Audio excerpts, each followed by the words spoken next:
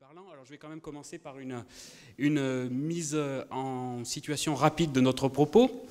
Je pense qu'on a tous en tête le sujet du Pantagruel et du Gargantua, dont l'action se déroule précisément en ces lieux où nous sommes aujourd'hui, ou en des territoires circumvoisins, en France par exemple. Cette polarisation du regard sur les deux premiers romans de Rabelais, liée sans doute à la transmission institutionnelle du patrimoine littéraire, via les collèges et les lycées notamment, a donné naissance à une vision dominante de l'œuvre de Rabelais qui fait assez peu de place à la thématique du voyage.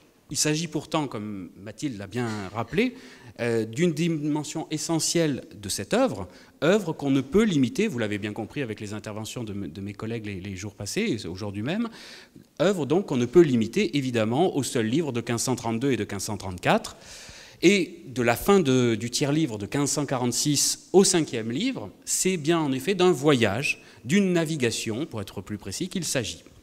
C'est à la fin du tiers-livre que Pantagruel engage Panurge à aller chercher au-delà des mers les réponses qui manquent à sa perplexité, sujet qui effectivement m'intéresse, à sa perplexité nuptiale.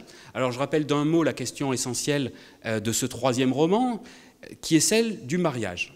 Panurge vieillit, on le sait parce qu'il a la barbe qui blanchit, et sent, on le comprend à demi-mot dans différents passages, sa virilité moins triomphante que par le passé. Il souhaite donc, paradoxalement, prendre femme, prendre légitime épouse. L'affaire pourrait en rester là, mais il y a tout de même, comme le dit Panurge, un petit scrupule à rompre, SPQR, si peu que rien, car s'il souhaite ardemment que chacun, et lui tout particulièrement, trouve sa chacunière, il redoute en même temps l'une des conséquences toujours possibles du mariage, un éventuel cocuage. Bon. Le récit change alors nettement de nature avec cette troisième cuvée. Rabelais abandonne le modèle du roman de chevalerie, qui était le modèle qui organisait, pour aller vite, les deux premiers romans. Il invente une forme inédite, dans le tiers-livre, une forme résolument neuve, et en vérité assez extraordinaire, celle d'un roman au sujet microscopique. Il s'agit de parler de bien autre chose que du destin d'un royaume, et dans le fond, qui se préoccupe de savoir si Panurge sera marié ou pas, s'il sera cocu ou pas. Bon, c'est en plus un net de fiction. Donc, sujet microscopique, organisation extrêmement répétitive du texte, une série de consultations, on passe de l'un à l'autre, hein, comme dit Landil, un peu après, quasiment statique, du point de vue de la géographie, ça se passe dans un mouchoir de poche, plus encore que dans les textes antérieurs, et sur une durée de temps minuscule, puisque tout le parcours du tiers-livre occupe à peine un mois. Il s'agit donc bien, avec le tiers-livre, avec ce troisième livre, comme le dit Panurge, d'une gyrognomonique circumbilivagination. Alors qu'est-ce que c'est que ça? Ça veut dire, translaté de Baragouin en français, ça veut dire une errance circulaire, c'est déjà un voyage, mais qui tourne en rond, d'une errance circulaire autour de circumbilivagination, du nombril et du vagin. Alors, c'est la question du mariage, hein, la question du mariage et la question de l'amour de soi. Le tiers-livre est donc un livre qui tourne en rond. Et évidemment, quand on est romancier, on ne peut pas continuer longtemps de la sorte. Et à la fin du troisième volume, le changement proposé par Rabelais est un changement radical, un changement complet, et le récit propose alors au lecteur, qui devra attendre des années pour voir le vœu finalement réalisé, un véritable voyage. C'est intéressant d'ailleurs que cette attente, je veux dire, dans le fait même des publications. Il y a une maturation du lecteur en même temps que du personnage. Bon.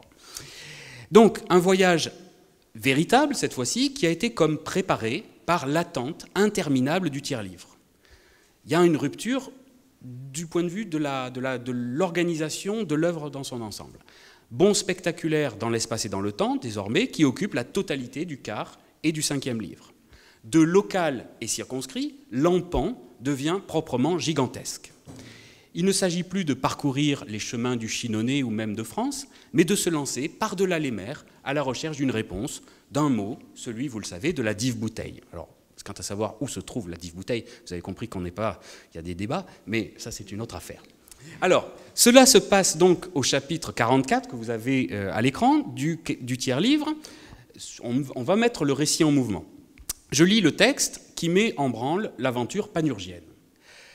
Comment Pantagruel et Panurge délibèrent visiter l'oracle de la dive-bouteille, chapitre 44. Voici bien un autre point, lequel ne considérait. Et toutefois le nœud de la matière, il m'a rendu en main la bouteille. Cela que signifie? Qu'est-ce à dire? par aventure, répondit Pantagruel, signifie que votre femme sera ivrogne. Au rebours, dit Panurge, car elle était vide. Je vous jure l'épine de Saint-Fiacre en brie que notre Morozov, l'unique non lunatique triboulé, me remet à la bouteille. Et je rafraîchis de nouveau mon vœu premier et jure Styx et Achéron, en votre présence, lunettes au bonnet porté, ni porté braguette à mes chausses, que sur mon entreprise, je n'ai eu le mot de la bouteille. Je sais, homme prudent et ami mien, qui sait le lieu, le pays, la contrée, en laquelle est son temple et oracle. Il nous y conduira sûrement. Allons-y ensemble, je vous supplie de me y conduire, je vous serai un Acate, un Damis et compagnon en tout le voyage. Je vous ai de longtemps connu, amateur de pérégrinité et désirant toujours voir, ce que disait Myriam ce matin, et toujours apprendre. Nous verrons choses admirables et m'en croyez. Volontiers, répondit Pantagruel, mais avant de nous mettre en cette longue pérégrination, pleine de hasards, pleine de dangers évidents, quel danger, dit Panurge, interrompant le propos. Les dangers se refuient de moi, quelque part que je sois, cette lieue à la ronde. Donc voilà comment se met en place le projet de voyage. Et c'est là que commence donc notre enquête. Enquête qui, on ne se refait pas, hein, fera 3 haltes successives. Donc on va commencer par resituer cette enquête dans un modèle générique que suggère Rabelais, je vais essayer de vous montrer comment, dans une tradition, celle du voyage allégorique médiéval, avant de montrer que ce récit allégorique s'ouvre à des éléments d'étrangeté, de bizarrerie, qui font de ce voyage bien autre chose finalement qu'une simple variation de plus sur un genre traditionnel, pour enfin, dans une dernière partie, nous questionner sur le voyage finalement intime dont il est aussi question ici. Donc 3 parties, si vous voulez, je fais comme avec les étudiants, générique, linguistique et intime. Bon. Première partie sur la tradition allégorique. Alors je vous l'ai dit, le tiers-livre est statique. Il devient dynamique avec le quart-livre et il renoue alors avec des formes littéraires antérieures, dont celle du voyage, d'un voyage particulier, homo viator, c'est-à-dire le pèlerinage de la vie humaine. Qu'est-ce que c'est que cette affaire ? Comme Panurge prend bien soin de le préciser d'emblée, le voyage dont il est question dans le texte que je lisais tout à l'heure se fait sous la houlette d'un personnage que le roman nomme d'abord de façon périphrastique, une antonomase si on veut faire chic. Il s'agit d'un homme prudent et ami mien, dit Panurge, qui sait le lieu, le pays et la contrée en laquelle est son temple et oracle. Il nous y conduira sûrement, ce que je lisais tout à l'heure. Cet inconnu, à moins qu'on ait une édition commentée, cet inconnu trouve un peu plus loin son nom, en rapport très direct avec le sujet de ce festival, Xénomane. Xénomane, et il trouve aussi un surnom qui est tout aussi approprié, celui de traverseur des voies périlleuses. Donc on a toujours besoin d'un xénomane pour en partir en voyage. Alors là, il ne s'agit plus du tout d'un inconnu, puisque cet ami mien, on le baptise du nom de Xénomane et on lui donne cette désignation périphrastique de traverseur des voies périlleuses. Là, on reconnaît le lecteur du temps, lecteur un peu savant du temps, reconnaît un célèbre auteur, par ailleurs ami de Rabelais, ami proche de Rabelais, Jean Boucher, dont il a été question ce matin même. Cet auteur qu'on classe un peu rapidement dans le groupe des grands rhétoriqueurs, et auquel plusieurs d'entre nous, Marie-Luce de Monet notamment et Claude Lacharité, donc auquel plusieurs d'entre nous ont consacré autrefois des travaux, est notamment célèbre pour différents récits allégoriques. Je pense notamment au très beau Triomphe de la noble et amoureuse dame et de l'art d'honnêtement aimer, dont il est précisé dans la superbe édition de Rennes de 1541, que je ne peux malheureusement pas vous montrer puisqu'elle n'est pas disponible au téléchargement, qu'il a été composé, on le voit sur la page de titre, par le docteur Christifère et traverseur des voies périlleuses. Donc exactement les mots de Rabelais. Et donc on sait que Jean Boucher, c'est le traverseur des voies périlleuses. Alors, ça ne veut pas dire égal quand on dit c'est, hein, ça veut dire que ça fait écho à ça. Ce titre enviable de traverseur, Jean Boucher le conquiert dès 1503, lorsqu'il publie un texte connu qui s'appelle « Les renards traversant les périlleuses voies des folles fiances du monde ». Alors je vais vous montrer la page de titre et vous allez voir, on ne peut pas s'y tromper, très belle page, hein. Les renards traversant, je vais mettre en plus petit pour que vous puissiez tout voir, les renards traversant les périlleuses voies des folles fiances du monde, et vous avez au-dessous, composé par Sébastien Brandt, lequel composa la Nef des folles, dont je reparlerai tout à l'heure, et premièrement imprimé à Paris, et autres plusieurs choses composées par autres facteurs. Donc traverseur des voies périlleuses, c'est bien Jean Boucher, on n'a pas de doute là-dessus. On n'a pas donc ici affaire à une allusion vague de Rabelais, mais à une référence précise, explicite, qui indique que tout comme Panurge inscrit ses pas dans ceux de Xénomane, deux personnages de fiction. Rabelais, comme écrivain cette fois, inscrit, lui, ses pas dans une trace faite par un autre auteur avant lui, le Traverseur, alias Jean Boucher.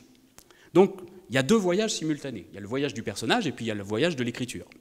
Dans ces triomphes, l'âme, alors pas les triomphes de la noble et amoureuse dame, dans ces triomphes, l'âme, qui est personnifiée par une jeune femme, parcourt le monde, rencontre, comme il se doit à un moment donné, tentation, s'arrête au palais de volupté, donc vous voyez, on est vraiment dans du schéma allégorique classique, pour finalement trouver repos auprès de grâce divine et de Saint Thérèse. Bon.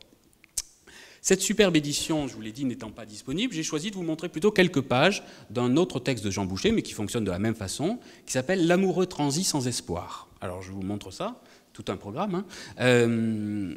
Donc il s'agit d'un point de vue formel de strictement la même chose, c'est-à-dire d'un récit allégorique. Alors une image valant mieux qu'un long discours, je vous montre le fonctionnement de ce texte. Alors vous avez ici un personnage. Hein, je ne lis pas le texte parce que ça n'a pas de rapport avec notre sujet, mais vous voyez très bien le personnage. Ici, l'enfant banni, qui va partir sur son bateau, qui est juste là, donc on est dans notre voyage allégorique, et qui va rencontrer, je passe les détails parce que ça ne nous intéresse pas, mais qui va rencontrer en chemin, par exemple, Raison, c'est toujours utile, et Raison qu'on reconnaît à son doigt, qui met en garde, pas de doute sur le fait que c'est Raison, et puis elle a l'air moyennement sympathique quand même, hein, par rapport à d'autres, et puis qui rencontre Bon Espoir, et puis qui rencontre d'autres personnages allégoriques du même genre. Voilà, je passe là-dessus. Donc, je laisse ça de côté pour le moment. C'est donc sous ce patronage amical que Rabelais entend écrire son œuvre. Le voyage rabelaisien sera donc un voyage allégorique, comme le sont ceux qu'écrit Jean Boucher. Et tel est bien le cas en réalité, car comment ne pas reconnaître, c'est Claude, je crois, qui disait ça hier, comment ne pas reconnaître derrière les papimanes de l'île du même nom, les adorateurs très catholiques de la sainte pantoufle papale. Comment ne pas reconnaître aussi derrière les papes-figues ces protestants qui font la figue. Alors faire la figue, ça, je suis désolé, hein, je suis obligé de le faire, ça se fait comme ça, c'est un geste obscène, hein, voilà, il y en a qui connaissent bien visiblement, c'est un geste obscène bien connu des méridionaux, je pense que ça doit être Pascal, j'imagine, bien connu donc des Italiens notamment, faire la figue au pape, voilà. Alors c'est les Juifs notamment qui font la figue au pape, au Christ, dans toutes les Irisio Christi, on en a plein, voilà. Quant à l'île de Chanef, la brève déclaration la glose comme l'île d'hypocrisie. Donc on est vraiment avec de l'allégorie. Allégorie politique, allégorie morale, mais enfin on est avec de l'allégorie. Je passe sur les exemples de ce genre, ils sont très nombreux. Cela dit, Jean Boucher hérite lui aussi d'une tradition dont je ne mentionne qu'une seule étape importante, qui est celle du pèlerinage de la vie humaine. Alors, il s'agit évidemment là encore d'un voyage, mais plus généralement de la vie, considéré comme un voyage, du début à la fin. Un pèlerinage terrestre, homo viator. Notre vie est un pèlerinage. Ce modèle médiéval ne disparaît pas du tout avec la Renaissance, et l'on retrouve encore clairement, par exemple, dans l'adolescence clémentine de Marot, donc exactement contemporain, des choses du même genre au début de l'adolescence.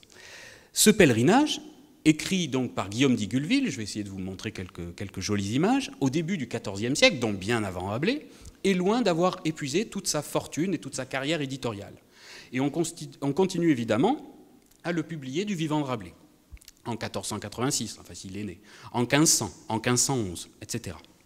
Si l'on veut ajouter encore quelque chose d'ailleurs à ce propos, l'on peut noter que le manuscrit enluminé que je vais vous montrer ensuite date certes de 1370, donc on est bien avant, mais qu'il a appartenu au duc d'Alençon, c'est-à-dire à l'époux de Marguerite de Navarre, dont on sait la proximité qu'elle entretient avec Rabelais. Donc je vais vous montrer quelques images, en accéléré, le pèlerinage de la vie humaine, si vous voulez, que Rabelais a peut-être, sans doute, certainement en tête, avec d'autres textes, parce que ce n'est pas du tout exclusif, quand il écrit son quart-livre.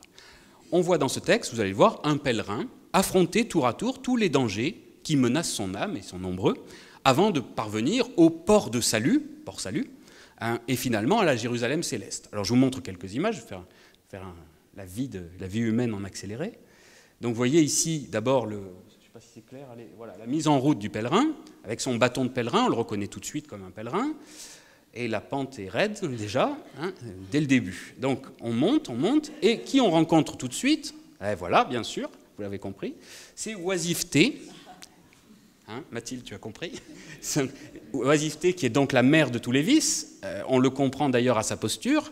Hein, elle fait des propositions qui évidemment, peuvent retenir l'attention. Rencontre d'oisiveté, mais on ne s'arrête pas là, évidemment, parce que sinon le pèlerinage s'arrête. Alors ensuite, on rencontre travail, qui est moins sympathique, hein, voilà, donc, bon, mais qui permet de continuer. Puis ensuite, on est attaqué par le diable et ses suppôts sous la forme d'allégories. Et ici, vous reconnaissez paresse qui vous retient, hein, qui vous tire par les pieds, hein, pour vous retenir. Alors, je glose pas chaque image, hein, parce que c'est pas mon sujet ici. Oui, je l'ai pas dit, ça a été publié récemment, les images, dans une édition récente, donc de Paul Amblard. Voilà. Donc la paresse, et ensuite vous en voyez d'autres. Là, on reconnaît tout de suite avec le miroir orgueil qui ressemble à une licorne, hein, Myriam, tu vois, la corne de la licorne. Donc orgueil, le soufflet parce que l'orgueil nous remplit de vanité, etc., etc.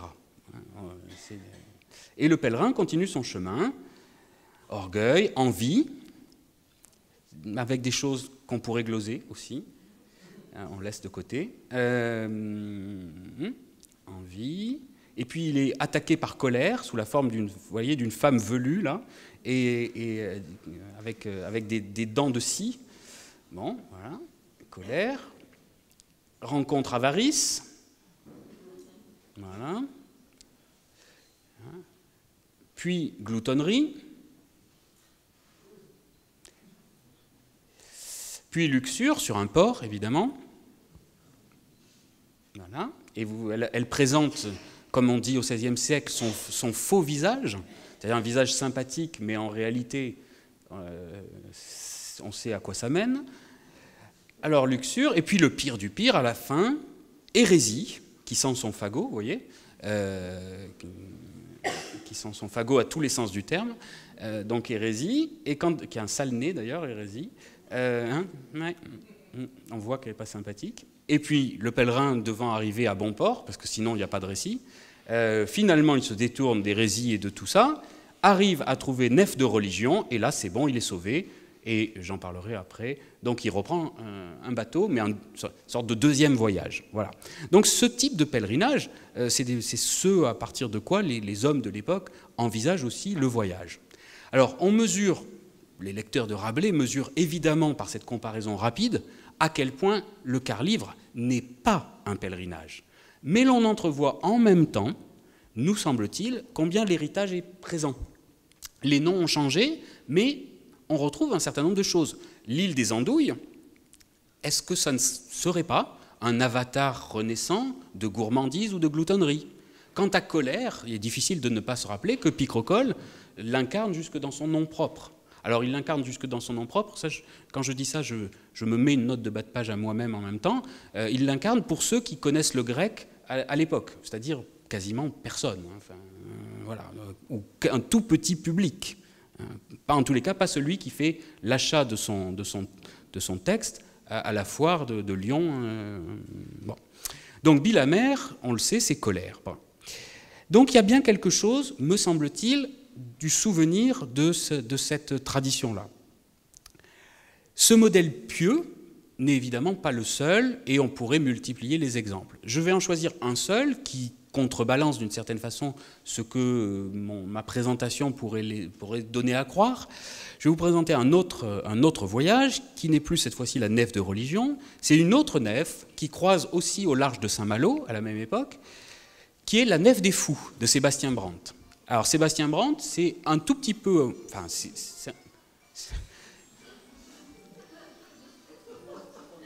allez-y, allez-y. Vous le saluez de ma part. Alors...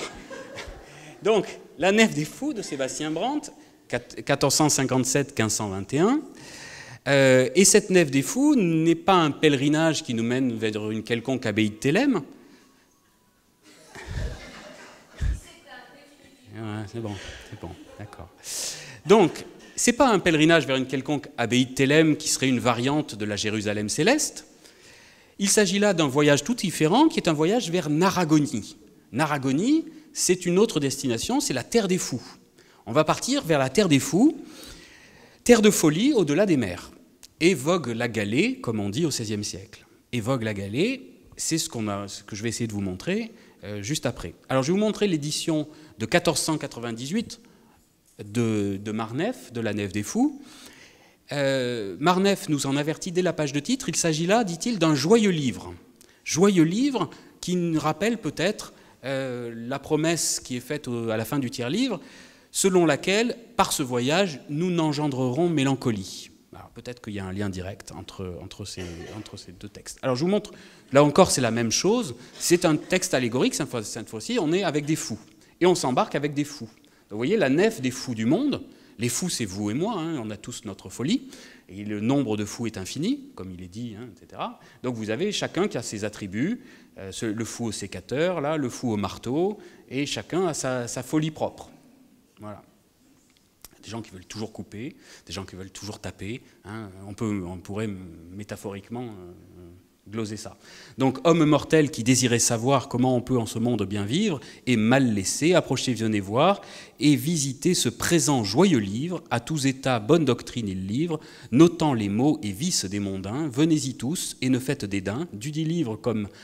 nommez des folles la nef, si vous voulez, vous en trouverez main, et au Pélican, c'est son adresse, si vous voulez, chez Geoffroy de Marneffe. Et donc ensuite, on va retrouver la nef sociale, ce que Brandt appelle la nef sociale, alors c'est traduit en français, hein, là. Et donc, attendez si j'arrive, voilà. Et donc vous voyez ici des fous en route vers Ad Narragoniam, vers la terre de folie, Gaudeamus, hein, et ils prennent avec le bateau qui n'est peut-être pas sans rapport avec la Thalamège de Rabelais aussi. Et donc on va même chose, on va avoir des fous, littérature allégorique morale. Ici on retrouve par exemple, hein, vous voyez bien que c'est avarice, qui ne se préoccupe pas du prochain, c'est le contraire de charité, et le brave pèlerin ici, on le laisse croupir, à manger par les chiens ou je ne sais pas, bien traité par les chiens, je ne sais pas. Même chose ici, le courroux, la colère, hein, celui qui réagit trop vite, un picrocole n'est pas loin. Voilà.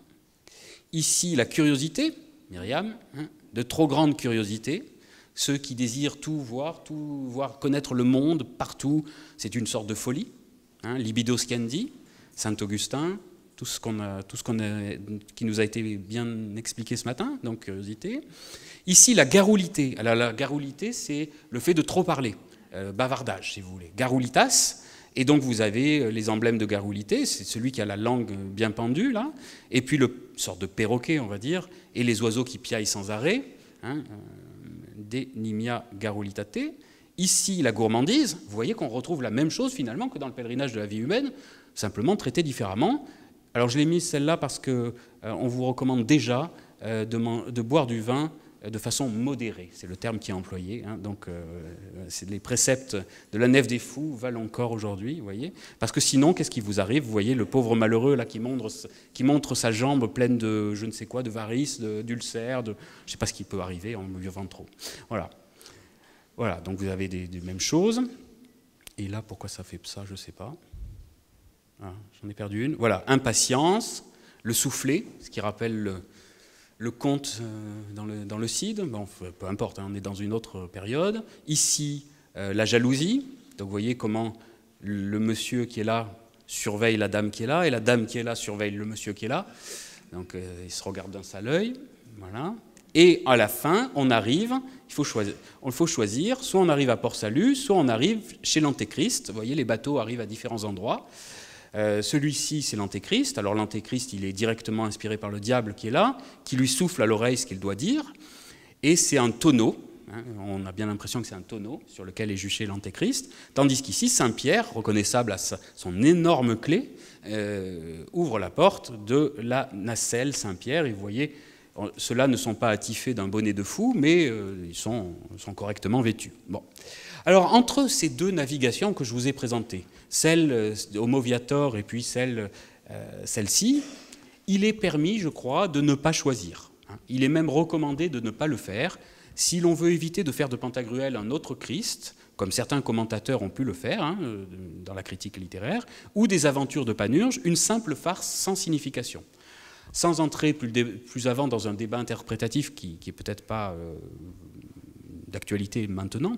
Retenons simplement que la navigation allégorique, le voyage allégorique, est un format commode, pratique, pour un enseignement moral, tout ce qu'il y a finalement de plus traditionnel. Alors, si on essaye de poser la question du voyage d'une autre façon maintenant, si on essaye de la poser du point de vue linguistique, on peut peut-être montrer en quoi le texte rabelaisien, reprenant un cadre traditionnel, insuffle à ce genre-là une vigueur nouvelle, une force nouvelle. Pour construire le quart et le cinquième livre, Rabelais ne se contente pas d'hybrider des genres littéraires, il hybride aussi des langues. Alors on y a fait allusion hier, la question du méditerranéen, la question, etc. Bon. C'est peut-être là, en définitive, qu'il y a le plus de voyage pour un lecteur du temps, puisque là, en fait, on voyage peu.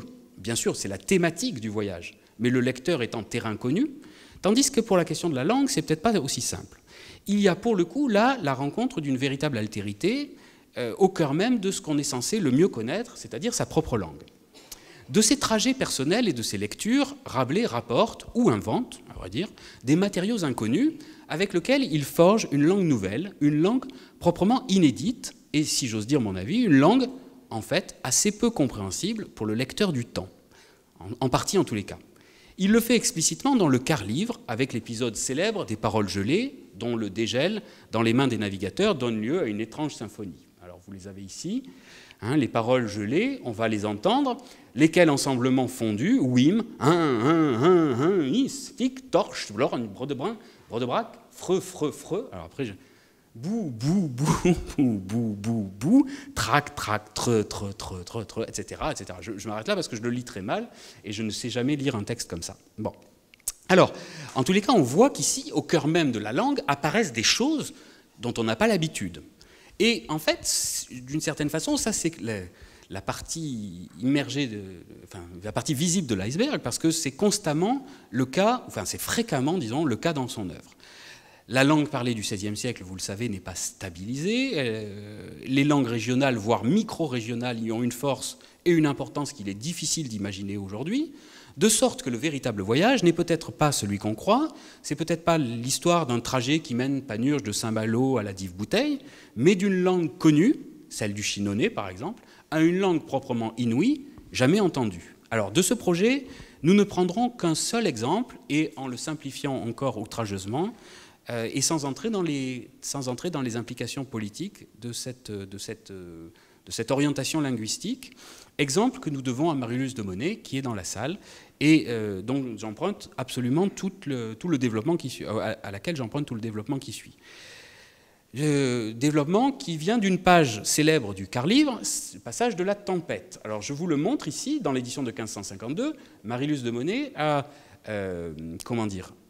colorié le texte de Rabelais à partir des origines des termes. Et ce qui saute aux yeux, avant même de lire le texte, c'est que ce texte-là est rempli de termes qui ne fonctionnent pas ensemble, d'une certaine façon. Aujourd'hui, le lecteur moderne ressent à la lecture du texte, quand on lit pour la première fois le texte de Rabelais, on ressent une impression de bizarrerie, dont on se dit, après tout, que si on ne comprend pas, c'est finalement bien normal, puisque c'est de l'ancien ou du moyen français, ça date d'il y a 500 ans, on a donc perdu le rapport familier à ce texte-là.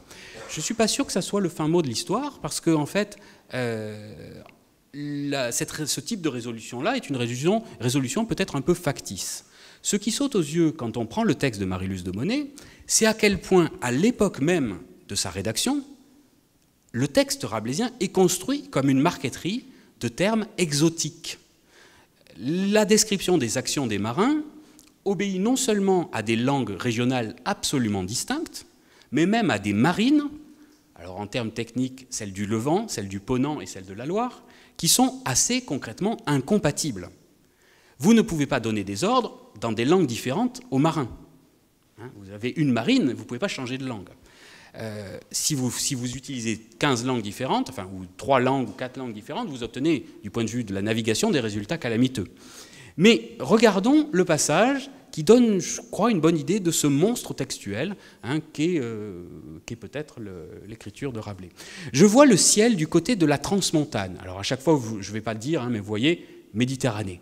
Qui commence s'esparer, Méditerranée, advisé à Siroc, courage enfant, dit le pilote, le courant est renfoncé, au trinquet, de Gabi, ins, au boulingue, de Contre-Méjane, le câble au Capestan, vire, la main à l'insaille, ins, plante le haume, tient fort à Garant, par les couettes, par les écoutes, par les bolines, armure bâbord, le haume sous le vent, casse écoute de tribord, fils de putain, ça on comprend, tu es bien aise, homme de bien, dit frère Jean au matelot d'entendre des nouvelles de ta mère, viens du lot, pré et plein, haut la barre, haute et, répondaient les matelots, taille-vie, le cap au seuil, mallette, haut, que l'on coud bonnette, ins, c'est bien dit et avisé, dit frère Jean, sus, enfant diligentement, bon, ins, appoge. Bon, je m'arrête là. Hein, vous avez compris la question. La question qui se pose immédiatement, c'est qu'est-ce qu'on peut bien comprendre à ce texte? Pas nous simplement, mais les hommes de l'époque. Qui pouvaient comprendre ce passage truffé, quelle que soit la région de chacun, de termes absolument abscons. Le marin de Tours, ou celui de Chinon, ni celui de Montpellier, ni celui du Havre, ne peuvent saisir complètement le propos. Et je pense que le marin en question, n'importe lequel, serait bien en peine de respecter les ordres qui lui sont donnés. Bien sûr, on comprend globalement qu'il s'agit de manœuvres de marine, une manœuvre nécessaire pour faire face au péril. Et chacun reconnaît quelques mots de sa langue. Mais personne n'est capable, à l'époque, je crois, de comprendre l'ensemble dans le détail. Pire, certains termes semblent pouvoir n'être compris d'absolument personne. Marie-Luce de Monnet écrit dans cet article « Quelle sorte de bateaux, demande-t-elle, sont exactement un flouin ou un volontaire, mentionné dans la Tempête comme faisant partie des navires d'accompagnement de la Talamège ?» Le sens résiste et le texte confronte le lecteur à une langue qui lui échappe, celle qu'on rencontre justement lorsqu'on fait un voyage véritablement. On le voit, il s'agit là d'un de ces textes à trous que Rabelais affectionne, d'un de ces effets qu'il utilise dans le Pantagruel et dans le Gargantua.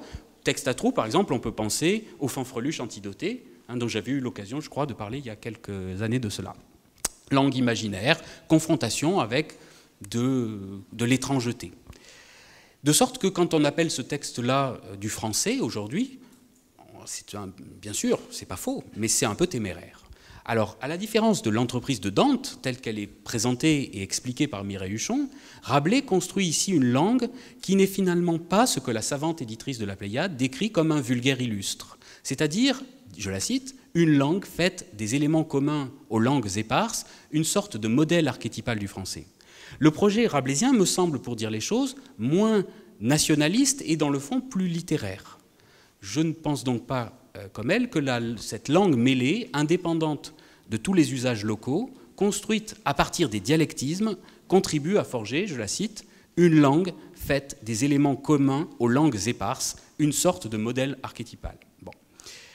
Comme j'ai eu l'occasion de l'écrire dans un article pour un livre qui sort à la fin de ce mois, Belle Billevesée, études sur le Gargantua, je fais un peu de publicité, l'auteur semble bien conscient de la radicalité de son projet d'écriture, de la bizarrerie de son entreprise et des vrais dangers qu'elle comporte. Parce que c'est toujours une critique qu'on peut faire, c'est de se dire, mais finalement, la perspective que vous présentez, je me fais surgir un interlocuteur, la perspective que vous présentez, elle est anachronique. Je ne le crois pas. Je ne le crois pas parce qu'en 1546, Rabelais place un texte dans le prologue du tiers-livre qui dit très explicitement qu'il a peur que ses livres ne soient compris de personne. Il le dit noir sur blanc, si je puis dire. Vous allez voir pourquoi je me reprends en disant ça. Si déroutant, il a peur que ces livres soient si bizarres, si déroutants et si bigarrés que personne n'y comprenant rien, on les abandonne pour de bon. Regardez le texte, vous jugerez avec moi, je vous le lis. « Me souviens toutefois avoir lu que Ptolémée, fils de Lagus, quelques jours entre autres dépouilles et butin de ses conquêtes, présentant aux Égyptiens en plein théâtre un chameau bactrien tout noir et un esclave bigarré, bizarre, c'est le même mot, tellement que de son corps l'une part était noire, l'autre blanche, non en compartiment de latitude, pas au niveau de la ceinture si vous voulez, mais en dimension perpendiculaire, cas inouï. Donc chose non encore vue en Égypte, espérée par offre de ces nouveautés, l'amour du peuple envers soi augmenté. De quoi parle Rabelais là, hein? Ne parle-t-il pas aussi de son texte? Qu'en advient-il? À la production du chameau, tous furent effrayés et indignés. À la vue de l'homme bigarré, aucuns se moquèrent, aucuns le abominèrent comme monstre infâme, créé par erreur de nature. Somme, l'espérance qu'il avait de complaire à ses Égyptiens et par ce moyen étendre l'affection qu'il lui portait naturellement, lui découla des mains, et entendit plus à plaisir et délice leur être chose belle, élégante et parfaite que ridicule et monstrueuse. Depuis, eut tant l'esclave que le chameau en mépris, si que bientôt après, par négligence et faute de commun traitement, firent de vie à mort échange. Cestui exemple, exemplum, modèle, hein, modèle sur lequel il faut qu'on réfléchisse. Un exemple, ce n'est pas une illustration.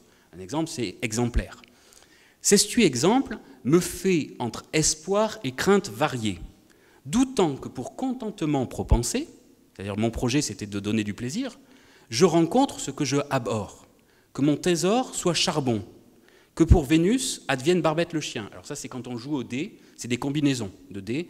Vénus c'est le mieux et Barbette le chien c'est le pire. Ou quand vous jouez avec 3 dés. En lieu de les servir, je les fâche. En lieu de les esbaudir, je les offense. En lieu de leur complaire, je déplaise. Donc il y a un risque. Il y a un risque dont je pense que Rabelais est conscient. Le voyage n'est donc pas en réalité où on le cherche spontanément, pas dans l'embarquement, pas dans la nef, pas dans la mise en route, mais dans la mise en œuvre, au cœur même du texte, d'une langue qui nous échappe, comme elle échappe pour une bonne part aussi, je crois, au lecteur du temps. C'est d'ailleurs, rappelons-nous, la fin du tiers-livre, la question précisément que pose immédiatement Pantagruel. Comment faire, quand on propose le voyage, la première question que pose Pantagruel, c'est « mais comment on va faire ?» Parce qu'on ne parle pas cette langue. Comment faire quand personne ne nous comprend? Pas de problème pour Panurge, il a réponse à tout, comme son nom l'indique. Hein. Il se fera l'interprète de ces langues et au besoin l'inventeur des langues nécessaires au fur et à mesure. À ce propos, dit Pantagruel, avant de nous mettre en voie, de certains points nous faut expédier. Il va se charger de la question qu'on dirait aujourd'hui de logistique. Qu'est-ce qu'il faut faire? Seulement me déplaît, c'est Pantagruel qui parle, seulement me déplaît que je ne parle bon lanternois. Je, répondit Panurge, le parlerai pour vous, je l'entends comme le maternel, il m'est usité comme le vulgaire. Et là, on a un passage de lanternois, Brismarck d'Algobrick, Prusk, Albock, Krinks, Zackbach, Misbe, Delbach, Sport, etc. Stroms, Spansch, Valmap, Bach. Bach, c'est bien parce qu'après, il y aura Bach-Buc, donc ça tombe bien. Or, devine Épistémon, que c'est? Ce sont, répondit Épistémon, nom de diable errant, diable passant, diable rampant. Tes paroles sont brées, dit Panurge, bel ami. C'est le courtisan langage lanternois. Par le chemin, je t'en ferai un beau petit dictionnaire, lequel ne durera guère plus qu'une paire de souliers neufs. Tu l'auras plutôt appris que le jour levant sentir. Donc dès la question de la mise en route, la question qui se pose, c'est la question du dictionnaire, la question des mots, la question de ce nouveau langage qu'on va inventer et qui durera finalement autant qu'une paire de souliers neufs. Bon. Là est l'étrangeté véritable, là est la rencontre, là est l'altérité, là est donc le voyage. Alors terminons peut-être notre parcours, troisième et dernière partie, en disant que si le mouvement est évidemment centrifuge, il s'agit de partir au loin, de traverser des dangers, de vaincre le physotère, le cachalot si vous préférez, il est aussi et finalement surtout, dans le même temps, centripète. Car c'est bien à soi qu'il faut finalement revenir au bout du bout. Partir au loin pour se trouver soi-même, d'une certaine façon. Much ado about nothing, comme dirait Shakespeare. Et donc, on va retrouver des consultations, dans le quart-livre aussi, d'une certaine façon. Celle du tiers-livre était décevante. Elles prédisent à Panurge une triste fin, un triste avenir nuptial, puisqu'il sera, tout le monde lui dit qu'il sera bien marié, mais cocu aussitôt. Et lui-même résiste à cette interprétation, toujours. Il résiste toujours, et parfois avec des interprétations qui valent bien celles de ses adversaires. Verdun-Louis Saunier disait, à propos du tiers-livre, pour la plupart d'entre eux, tous ces personnages qu'on consulte, ce ne sont pas des consciences qui s'interrogent, discutent, adaptent au client une réponse sur mesure, mais ce sont des machines qui débitent une leçon apprise. Avec eux, c'est la forme qui triomphe toujours, en quelque manière. Pratique, rite, formule ou citation. Vous me demandez un viatique? Je tire du codex de ma profession, que je connais bien, le chapitre correspondant à la question posée. Voilà. Maintenant, débrouille-toi, mon ami. Si tu n'as pas compris, ou si tu n'es pas content, je m'en moque. Au lieu de s'appliquer à résoudre réellement le problème de Panurge, la question perplexe de Panurge, La question spécifique que pose son cas particulier et le trouble qu'il vit intimement, chacun des savants que rencontre Panurge sort sa fiche mariage, le médecin la fiche mariage, le théologien la fiche mariage, etc. Et avec un petit dépoussiérage, la propose à Panurge. À quoi sert par exemple à Panurge le long exposé du médecin Rondibilis sur les 5 moyens de réfréner la concupiscence? L'un d'entre eux étant de le faire 25 fois par jour, je vous le dis. Quel bénéfice peut tirer Panurge du compendium paulinien d'Hippotadée? Aucun. Quelle utilité pourront avoir pour lui les réponses contradictoires de Trouillogan, le philosophe parfait, mais sceptique? Aucun aussi. Si les livres ne sont plus alors que des ornements morts, des monceaux d'érudition stériles et des trésors enfermés à double tour dans des coffres, il n'y a plus de rencontres possibles, plus d'aide à attendre et plus de charité à espérer. Les représentants des différents savoirs ont été triés par le volet, on le dit explicitement. Ils représentent d'une certaine façon une élite intellectuelle, et pas un n'est capable de rencontrer réellement Panurge. Rien ne change vraiment, en réalité, avec le quart et le 5e livre. On l'oublie un peu vite, je crois, mais le mot de la dive bouteille n'a rien de bien satisfaisant non plus. La première réaction du perplexe Panurge, quand il entend « trinque », n'est guère allégorique. Regardez, l'or fut, oui, ce mot, le mot qu'on attend quand même depuis 20 ans. Trinque, elle est, s'écria Panurge, par les vertus Dieu rompues, ou fêlées que je ne mente. Ainsi parlent les bouteilles cristallines de nos pays, quand elles, près du feu, éclatent. En fait, ce que dit Panurge, c'est elle ne marche pas, votre bouteille. Ça ne donne aucune réponse. Déception, première chose, déception. Et deuxième réaction, Bacbuc interprète, et la réaction de Panurge n'est pas vraiment plus favorable. Voici, dit Panurge, un notable chapitre et glose fort authentique. Est-ce tout ce que voulait prétendre le mot de la bouteille Trimégis, 3 fois grande? J'en suis bien, vraiment. C'est vraiment un passage ironique. J'ai fait tout ça pour ça. J'ai fait tout ça pour entendre Trinque. Et on me renvoie à ça. Et il y a quand même une fin. Mais c'est une fin qui ressemble peut-être un peu à une pirouette. On vous explique que Trinque, c'est un mot différent des autres. C'est un mot pas non fait. Qu'est-ce que ça veut dire qu'un mot pas non fait? Ça veut dire que c'est un mot qui a une signification, d'une certaine façon, dans toutes les langues et auquel chacun est amené à donner sa propre définition. C'est un mot qui renvoie donc, encore une fois, Panurge à son questionnement, à sa perplexité. Somme toute, rien n'a finalement avancé, le voyage n'a servi à rien, sinon peut-être à passer le temps. Et ce n'est pas peu. C'est à Panurge qu'il revient de conclure en prenant le risque d'une décision personnelle, ce qu'on lui disait depuis le début. Décide-toi, en matière de mariage, je ne peux pas décider pour toi. S'il avait noté ce qui est en lettres ioniques écrit dessus la porte du temple, vous avez pu entendre qu'en vain est vérité cachée. La dive bouteille vous y envoie, soyez vous-même interprète de votre entreprise. Magnifique sentence rabelaisienne qui fait écho, je le note au passage, au projet du tiers-livre de l'entreprise. C'était le mot qui était utilisé par Panurge. Possible n'est, dit Pantagruel, mieux dire que fait cette vénérable pontife. Autant vous en dis-je, lorsque premièrement m'en parlate. Donc à la toute fin du voyage, on renvoie au début. Nous voilà donc revenus dans la dernière page du roman, au point de départ du tiers-livre. Ce qui compte, c'est moins les diverses réponses qui sont apportées par chaque autorité, chaque spécialiste, chaque interlocuteur à la question de Panurge, que la réponse qu'il parvient enfin à donner lui-même à son questionnement. Réponse qui convient à sa perplexité intime. C'est donc moins le voyage qui importe, vous l'avez compris, que la durée du voyage. Il faut que ça prenne du temps. Il faut que ça prenne du temps parce qu'on ne résout pas les questions perplexes, les questions intimes, comme ça, en claquant des doigts. Ça prend du temps. Et l'on comprend alors pourquoi Rabelais prend aussi son temps pour écrire la suite des aventures de Panurge. Ce n'est pas, je pense, qu'il soit occupé au point de ne pas pouvoir terminer rapidement le voyage de son perplexe de héros. C'est qu'il a compris, je crois, qu'il faut que matériellement, très matériellement, le temps passe pour que la maturation de la perplexité ait eu lieu et que le voyage prenne fin. Je vous remercie.